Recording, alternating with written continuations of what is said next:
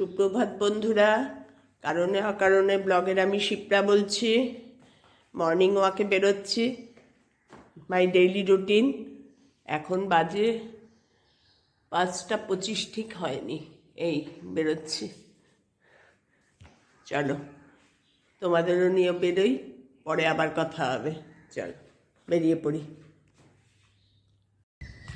রাস্তায় বেরিয়ে পড়েছি। ওয়েদারটা খুব ভালো গো, মনে হয় এরম যদি হলদে থাকতো। এইমাত্র কর্তাকেও তাই বলছিলাম, মেঘলা মেঘলা মতন, আর হাওয়া খুব সুন্দর হাওয়া দিচ্ছে।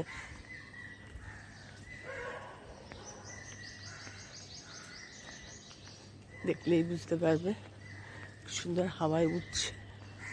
এই সময় হাঁটতে খুব ভাল লাগে, কিন্তু এর একটু পরেই বাবা গো মা গো। হাঁটতে হাঁটতে কালী মন্দিরে চলে এসেছি, এবার প্রণামটা করে নিই।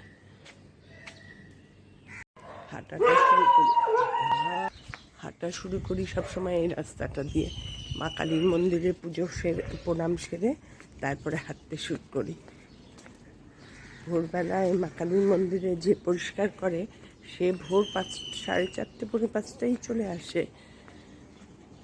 এক একদিন এসে তাকে আবার লক করে বেরিয়ে যেতে দেখি। হয়তো সে একটু দেরিতে এসছে, মোছামুছি করে। দেখো, সবাই সবার কাজে কিন্তু খুব পারফেক্ট থাকে। কলকাতায় এখন ভোটের খুব বাজার গরম, হই হই সারাদিন। ওয়ালে লেখা টেখা সব চলছে, ওয়ালে পোস্টিং করা চলছে। কলকাতায় এখন ভোট নিয়ে খুব হই হই। কলকাতায় সব কিছু নিয়েই হই হই হয়, সব কিছু নিয়ে। পুজোর আগে উন্মাদনা, ভোটের আগে উন্মাদনা। কলকাতার মানুষই উন্মাদ। কলকাতার মানুষই আনন্দপ্রবণ। আর কাকে আটকাবে তুমি? চলো, অনেকক্ষণ গল্প করলাম, এবার হাঁটা আরম্ভ করবো।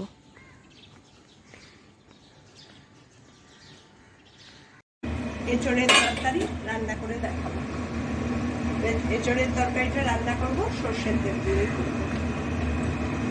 একটু সর্ষের তেলটা বেশি দেব, আর পেঁয়াজ রসুন দিয়ে করবো না, আজকে জিরে গুঁড়ো দিয়েই করবো। এই মরশুমে ফার্স্ট এঁচড়, এই জন্যই জিরে দিয়েই করবো, জিরে আদা বাটা দিয়েই করবো। ঘি, গরম মশলা,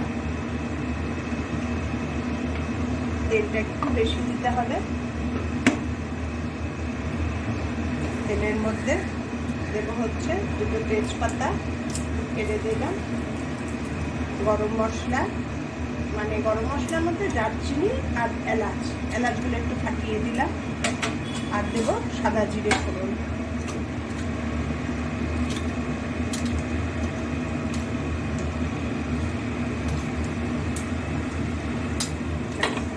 ফোড়নের কাজ শেষ। এবার এঁচড়, এবার তার সঙ্গে একটু আলুও দেবো। অল্প একটু আলু দিয়েছি, একটু আলু না দিলে না ভালো, মানে মাখো মাখো ভাবটা হয় না। এগুলো একটু গরম হোক, তেলের সঙ্গে একটু গন্ধটা মিশু। এবার এঁচড় আর আলুটা ছেড়ে দেবো।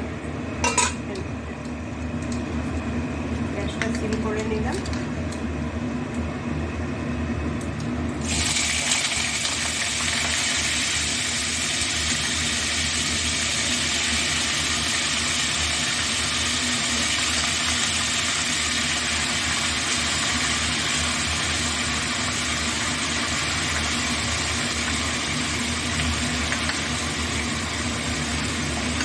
একটা ফোড়নের গন্ধ বেরিয়েছিল।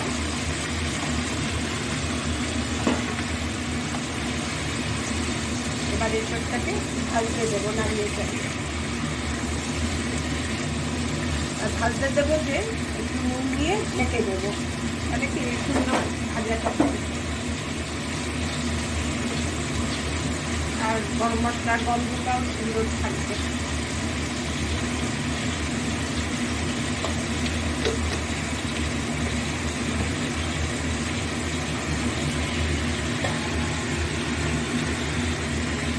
ঢেকে দিলাম। কিছুক্ষণ বাদে আবার একটু দেখাচ্ছি। তোমাদের দেখালাম না কষানো হচ্ছে, আমি সিম করে একটু ঢেকে রেখে গেছিলাম। দেখো কীরকম হয়েছে আকৃতি। এবার নাড়িয়ে চাড়িয়ে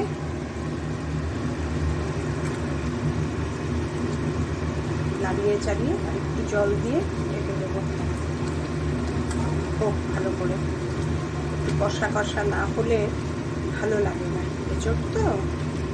আর নামাবো যখন বেশ অনেকটাই জল জল ছেড়েছে, গ্যাসটা সিম করে দিয়েছি না, তাতেই হয়েছে। এবার একটু জল দিই, পরিমাণ মতো জল না দিলে তো সিদ্ধ হবে না ভালো।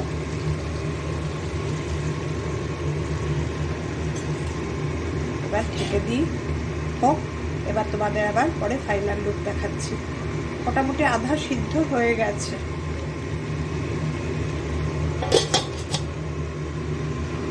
তোমাদের দেখালাম না কষানো হচ্ছে, আমি সিম করে একটু ঢেকে রেখে গেছিলাম। দেখো কীরকম হয়েছে আকৃতি। এবার নাড়িয়ে চাড়িয়ে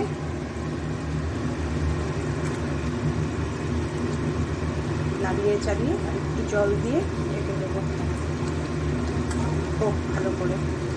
একটু কষা কষা না হলে ভালো লাগে না, এঁচোড় তো। আর নামাবো যখন বেশ অনেকটাই জল জল ছেড়েছে, গ্যাসটা সিম করে দিয়েছি না, তাতেই হয়েছে। এবার একটু জল দিই, পরিমাণ মতো জল না দিলে তো সিদ্ধ হবে না ভালো।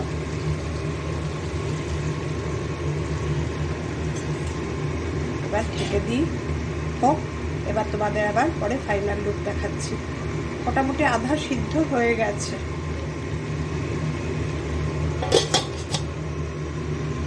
তোমাদের তখন জল দিয়ে একটু ঢেকে রেখে গেছিলাম না, এবার দেখি কি কন্ডিশন।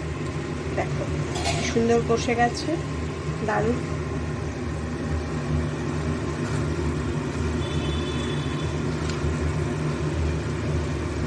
এবার আর একটু ঝোল ঝোল রাখবো, একটু ঝোল ঝোল দেবো, দিয়ে আবার ঢেকে রেখে দেবো। একটু উতলাবে, তারপরে ঘি গরম মশলা দিয়ে কমপ্লিট। আমার এঁচড়গুলোও সিদ্ধ হয়ে গেছে। একবার আমি চামচ দিয়ে ফাটিয়ে দেখে গেছি, একদম সিদ্ধ।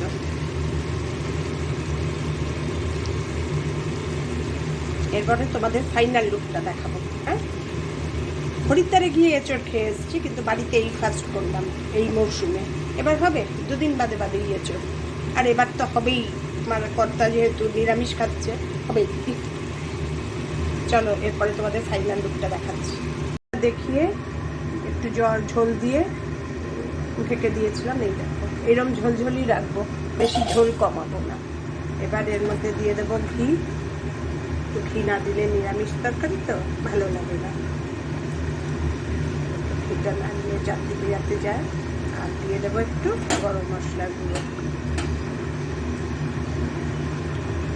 হলুদগুলো আজকাল কিরম বাজে হয়ে গেছে, জেকের হলুদ ছাড়া খাই না, তাও দেখো ঠিকঠাক রং আর আসে না। বেশি হলুদ দিতেও আবার ভয় লাগে, তিতো হয় নাকি, হলুদের গন্ধ হয় নাকি। আর কি বলবো, চারদিক উল্টা পাল্টায় ভরে গেছে, তার মধ্যেই নিজেদের অ্যাডজাস্ট করে নিয়ে থাকা। এবার দিয়ে ঢেকে দেবো, 1-2 মিনিট পরে অফ করে দেবো। এরকম উতলাতে থাকবে, এই অবস্থাতেই অফ করে দেবো। একটু ঝোল ঝোল রাখবো।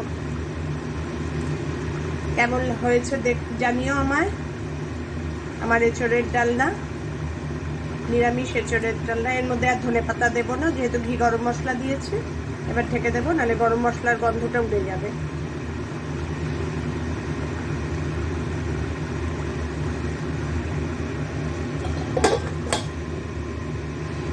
আজকের ভিডিওটা এখানেই শেষ করলাম। তোমাদের কেমন লাগলো আমার এঁচড়ের ডালনা রান্না করা জানিও। আমার ভিডিওগুলো ভালো লাগলে লাইক করে দিও, শেয়ার করে দিও অনেক অনেক করে, যাতে অনেকেই দেখতে পারে। আর আমার চ্যানেলটাকে সাবস্ক্রাইব করে নিও। তোমরা সবাই ভালো থেকো, সুস্থ থেকো, সাবধানে থেকো। আবার দেখা হবে নতুন একটা দিন নতুন ভিডিওর সঙ্গে। টাটা, যাই এবার আমি গ্যাসটা অফ করে স্নানে চলে যাবো। আজকে আবার শ্যাম্পু করব। শ্যাম্পুর জন্য দেখো না জল রেডি করেছি আমার। ও মা, জলটা কোথায় রাখলাম? জলটা ফুটিয়েছি, ফুটিয়ে ঢেলে রেখেছি বালতিতে। দাঁড়াও, এই যে আমার শ্যাম্পু করার জলটা রেডি করেছি। আমি যেভাবে করি, তেজপাতা, দারচিনি, মেথি, লবঙ্গর ওপরে যে ইগুলো থাকে বল্টু বল্টু, ওগুলো সমেত লবঙ্গ ভালো করে ফুটিয়ে প্রায় 15-20 মিনিট ফুটিয়ে তারপরে জলটাকে ছেঁকে নিয়েছি। ওই যে একটা তেজপাতা পড়ে গেছে। আর এখন তার মধ্যে 4-5 ফোঁটা লেবুর রস দিয়ে নিয়ে যাচ্ছি স্নানে, বাথরুমে নিয়ে ঢুকবো এবার। টাটা, চলো।